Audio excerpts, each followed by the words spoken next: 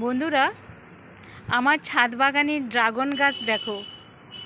দেখতে পাচ্ছ বন্ধুরা, এর আগে একটি ড্রাগন ফুল হয়েছিল, তাতে একটি ড্রাগন ধরেও ছিল। সেই পাকা ড্রাগন আমরা খেয়েছি। নিজের গাছ বলে কিনা জানি না, খেতে কিন্তু বাজারের ড্রাগনের থেকে বেশ সুস্বাদু লেগেছিল। আবার দেখো বন্ধুরা, এখন এই একটা ছোট্ট ফুল ধরেছে ড্রাগন গাছের ডগায়।